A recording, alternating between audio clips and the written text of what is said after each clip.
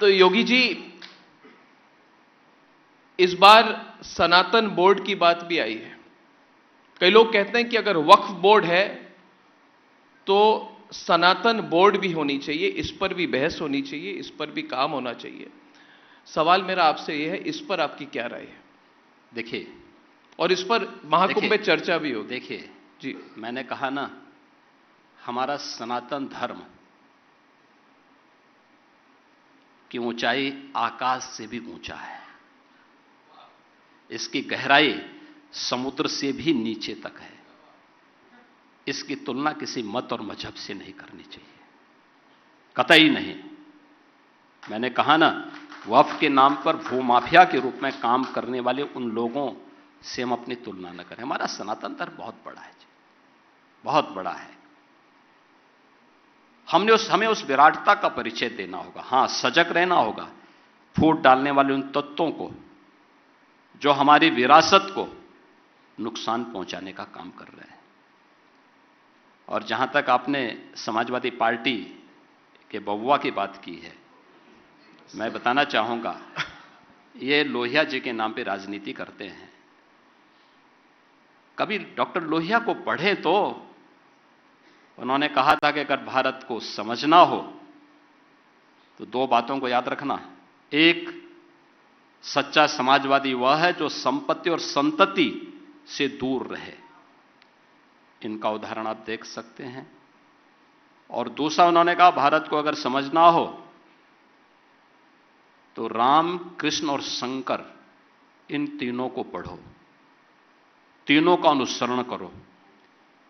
भगवान राम उत्तर से दक्षिण, भगवान श्री कृष्ण पूरब से पश्चिम को जोड़ने वाले, और 12 ज्योतिर्लिंग के माध्यम से संपूर्ण भारत को जोड़ने वाले ये तीन आराध्य देव जिस परंपरा में हो उसको कोई बाल बांका नहीं कर सकता। ये डॉक्टर लोहिया की बात है।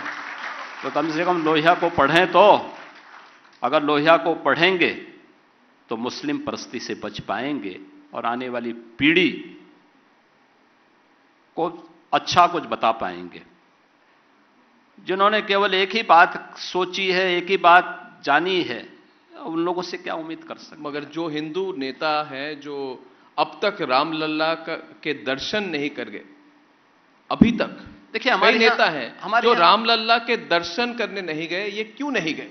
और क्या वो लोग अब कुंभ की सिग्निफिकेंस को समझ पाएंगे? देखिए, हमारे यहां बाध्यकारी नहीं है, यही तो हमारी महानता है। हम बाध्य नहीं करते कि आप दर्शन करें ना करें, आपकी मर्जी है।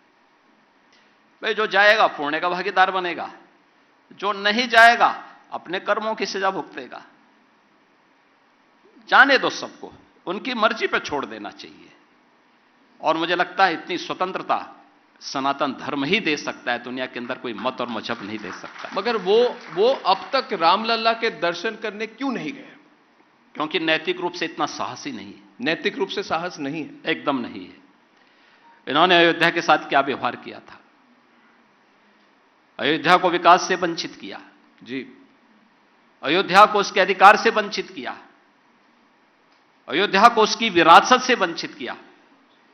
तो ये तो विरासत के तो विरोधी हैं ही, विकास के भी विरोधी है। जिन्होंने अयोध्या के वासियों के साथ सौतेला व्यवहार किया है, उनको नैतिक रूप से अयोध्या जाने का कोई अधिकार नहीं। जो नैतिक रूप से परिपक्व होगा वही अयोध्या जा पाएगा।